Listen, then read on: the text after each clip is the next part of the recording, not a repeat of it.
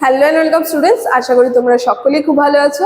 জ্ঞানজ্যোতি coaching সেন্টারের পক্ষ থেকে তোমাদের সবাইকে আরো একবার স্বাগত। তো আমি মীরা ম্যাম, আমি আজ তোমরা যারা এসকেবিউ ইউনিভার্সিটি আন্ডারে পড়ছো, তোমাদের থার্ড সেম মেজর 3 যে বেঙ্গলি পেপার রয়েছে, সেই পেপার থেকে আজ যে টপিকটি নিয়ে আমি তোমাদের সঙ্গে আলোচনা করব সেটা হচ্ছে, স্ক্রিনে দেখো দেওয়াও রয়েছে, বাংলা গীতি কবিতার ধারায় অক্ষয় কুমার বড়াল যে রয়েছে তার অবদান কতটা রয়েছে সেই সম্পর্কে কিন্তু আলোচনা। দেখবে তোমাদের সিলেবাসের মধ্যে বিভিন্ন যে গীতি কবিতা রয়েছে, সেই গীতি কবিতার মধ্যে বিভিন্ন রাইটাররা রয়েছে, মানে বিভিন্ন কবিরা রয়েছে। সেই প্রত্যেকটা কবির কিন্তু পার্টে পার্টে আমি প্রত্যেকটা ক্লাস করাচ্ছি আলোচনা করে করে। তোমরা ক্লাসগুলো না দেখে থাকলে অবশ্যই দেখার চেষ্টা করবে, ঠিক আছে? তো আজকে ক্লাসের আলোচনা শুরু করার পূর্বে তোমাদের সঙ্গে খুবই একটা গুরুত্বপূর্ণ ইনফরমেশন আমি আলোচনা করে দিয়ে যাই। তোমরা যারা ভাবছো আমাদের সঙ্গে এই সেমিস্টার অনলাইন ক্লাস বা নোটসের জন্য আমাদের সঙ্গে যোগাযোগ করবে, তাদেরকে বলে দিই আমাদের সঙ্গে যোগাযোগ করতে হলে দেখো কিন্তু দুটি নাম্বার দেওয়া আছে। এই নাম্বার দুটি হচ্ছে আমাদের Gyanjyoti coaching centre official helpline number. যে কোনো একটি নাম্বারের মধ্যে কল করে কিন্তু তোমরা আমাদের সঙ্গে যোগাযোগ করে নিতে পারবে। আর তার সঙ্গে তোমাদের এই সেমিস্টারের কোর্স ফি কি আছে সেটাও আমি বলে দিচ্ছি। এসকেবিউ আন্ডারে যারা পড়ছো, থার্ড সেমের কোর্স ফি রাখা হয়েছে 599, ঠিক আছে? যারা ভাবছো আমাদের সঙ্গে যোগাযোগ করবে, যে কোনো একটি নাম্বারের মধ্যে কল করে আমাদের সঙ্গে যোগাযোগ করে নিতে পারবে, ঠিক আছে? তাহলে আমি ক্লাসের আলোচনা চলে যাচ্ছি। দেখো, প্রথমে বলেছি আজকের আমার আলোচনার টপিক হচ্ছে বাংলা গীতি কবিতার ধারায় অক্ষয় কুমার বড়ালের অবদান। দেখো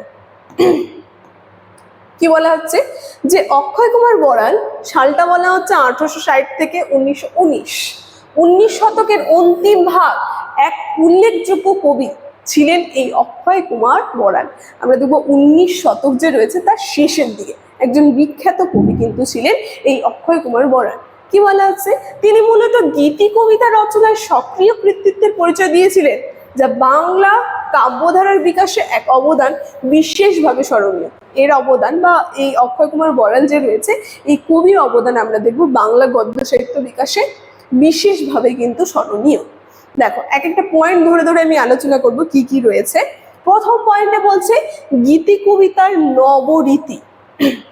কি দেখা যাচ্ছে, অক্ষয় কুমার বড়াল বাংলা গীতি কবিতাকে সহজ, সুরেলা ও হৃদয়গ্রাহী রূপ দেন এবং তার কবিতার সুরে মাধুর্য, কাব্যিক আবেগ, সঙ্গীতধর্মী ছন্দ এক নতুন মাত্রা পায়। তো আমরা দেখতে পাচ্ছি তিনি যে সমস্ত কাব্যগুলি বা যিনি যে সমস্ত কবিতাগুলি লিখছেন সেগুলো একটা নতুন, যেগুলো মানুষের হৃদয়ের আবেগের একটা নতুন রূপ দান করে, যা পাঠকদের পড়তে কিন্তু খুব সহজ হয় এবং তার হৃদয়গ্রামী কিন্তু করতে পারে। যে কারণে তার গদ্য সাহিত্য বিকাশে একটা নতুন ধারা কিন্তু বা নতুন মাত্রা কিন্তু স্থান পায়, ঠিক আছে? দেখো পরের পয়েন্টে কি বলছে, প্রকৃতির চেতনা। এখানে বলা হচ্ছে তার গীতি কবিতায় প্রকৃতির রূপ, বৈচিত্র্য, সৌন্দর্য এবং ঋতুচক্রের বর্ণনা জীবন্তভাবে ফুটে ওঠে। আমরা দেখব প্রকৃতির যে সমস্ত বিষয়, প্রকৃতির রূপ খুব সুন্দরভাবে জীবন্তভাবে কিন্তু তিনি ফুটিয়ে তোলেন। এতে কবির সংবেদনশীলতা ও প্রকৃতির প্রীতির প্রকাশ ঘটেছে, ঠিক আছে? মানে কবির যে তার প্রকৃতির প্রতি যে একটা প্রেম, সেই প্রেমকে কিন্তু খুব সুন্দরভাবে ফুটিয়ে তুলেছেন তিনি তার এই গীতি কাব্যগুলির মধ্যে। দেখো পরের পয়েন্টে কি বলছে, প্রেম ও মানবিক আবেগ।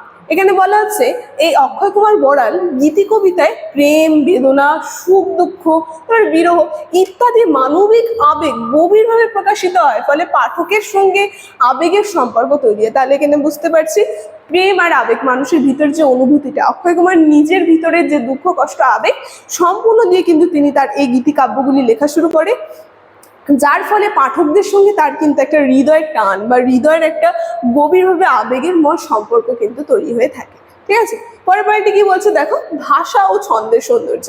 এখানে বলা হচ্ছে তার গদ্য শক্তি, ছন্দবোধ গীতি কবিতায় বিশেষ রূপ পায়, যা সহজ, প্রাঞ্জল, মধুর ভাষায় রচিত কবিতা পাঠকদের কানে কানে সুর হয়ে বাজে। মানে খুব সুন্দরভাবে, মানে ভাষার ছন্দের এত সুন্দর ব্যবহার তিনি করতেন বিভিন্ন গীতি কবিতার মধ্যে, যেখানে একটা সঙ্গীতের সুরের মতো কিন্তু লাগতো পাঠকদের পড়তে। সেই কারণে পাঠকরা সেটা খুব সুন্দর বা মধুরভাবে সেই সুর বা সেই গীতি কবিতাগুলো কিন্তু পাঠ করতেন, ঠিক আছে? দেখো পরের পয়েন্টে, লাস্ট পয়েন্টে বলছে কাব্যসমূহ। এই জায়গাটা সব থেকে বেশি ইম্পর্টেন্ট। তিনি যে সমস্ত কাব্যসমূহ লিখেছেন বা কাব্য গ্রন্থগুলি লিখেছেন সেই সম্পর্কে আলোচনা। তাও কি বলছে এখানে, একটুক্ষণ আগে আমি পয়েন্টের মধ্যে বলেছি প্রকৃতি, তার সঙ্গে সৌন্দর্য, তার সঙ্গে প্রেম, এই ত্রিতন্ত্রী কাব্যকে বিনা সুরময় হয়ে উঠেছিল। আমরা দেখবো এই ত্রিতন্ত্রী মানে তিনটা বিষয় নিয়ে তিনি তার কাব্যের মধ্যে একটা সুন্দর বিনাশ সুরময় কাব্য কিন্তু তৈরি করেছিলেন। কি বলা হচ্ছে, আর একদিক থেকে তিনি ছিলেন বিহারীলালের সুযোগ্য শিষ্য। দেখো এখানে বুঝতে পারছি বিহারীলাল চক্রবর্তী খুব বিখ্যাত একটা কবি, ঠিক আছে, মানে ভোরের পাখি যাকে বলা হয়। তো এই বিহারীলাল চক্রবর্তীর শিষ্য কিন্তু তিনি ছিলেন অক্ষয় কুমার বরা, ঠিক আছে।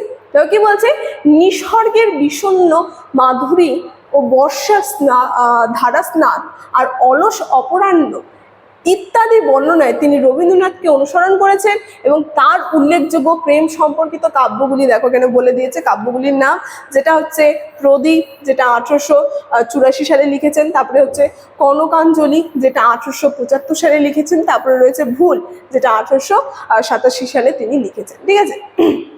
তো এই তিনটা তার বিখ্যাত যে কাব্যগুলি রয়েছে প্রেমের কাব্য, সেগুলো সম্পর্কে কিন্তু এখানে বলে দিচ্ছে। তার উল্লেখযোগ্য মানে বিভিন্ন বিভিন্ন বিখ্যাত যে কাব্যগুলি রয়েছে তিনটা নাম এখানে আমি বলে দিলাম, সালগুলো সাইডে দেওয়া আছে, তোমরা একটু দেখে নেবে।